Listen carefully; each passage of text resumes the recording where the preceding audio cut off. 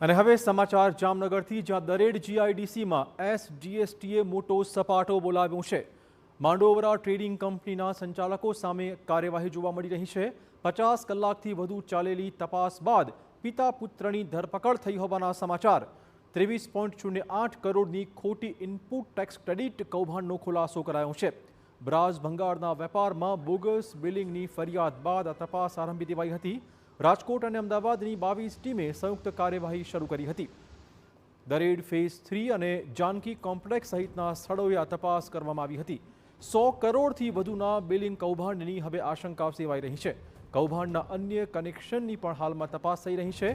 પકડી પડાયેલા આરોપીઓની પૂછપરછ એસજીએસટી દ્વારા શરૂ કરાઈ છે।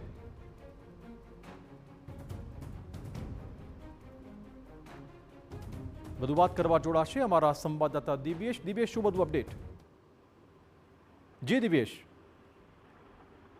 જી, જામનગરમાં છેલ્લા 3 દિવસથી જીએસટીની લગભગ રાજ્યની 20 જેટલી વધારે ટીમ અલગ અલગ વિસ્તારોમાં ચેકિંગ અને સર્વેની કામગીરી કરી હતી, જેમાં 50 કલાકની આ કામગીરી બાદ જામનગરના પિતા પુત્રની એક અટકાયત કરવામાં આવી છે ને તેમની પાસેથી 23 કરોડથી પણ વધારાના ખોટા ઇનપુટ ટેક્સ ક્રેડિટ કૌભાંડનો ખુલાસો થયા હોવાનું સામે આવ્યું છે।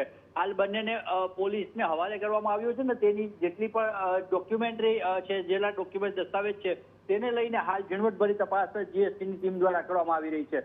માનવામાં આવે છે જામનગરના દરેડ વિસ્તારમાં જે અલગ અલગ ઉદ્યોગો છે, ઉદ્યોગોમાં લગભગ 20 થી વધારે ટીમે છેલ્લા 3 દિવસથી એટલે કે લગભગ 50 કલાકથી પણ વધારે અહીં ચેકિંગ અને રવિવારના દિવસે પણ આ કામગીરી અવિરત ચાલુ રહી હતી। હાલ જામનગરના 2 ઉદ્યોગકારોની અટકાયત કરીને તેની વધુ પૂછપરછ હાથ ધરી છે। ધન્યવાદ દિવ્યેશ, તમામ જાણકારી બદલ।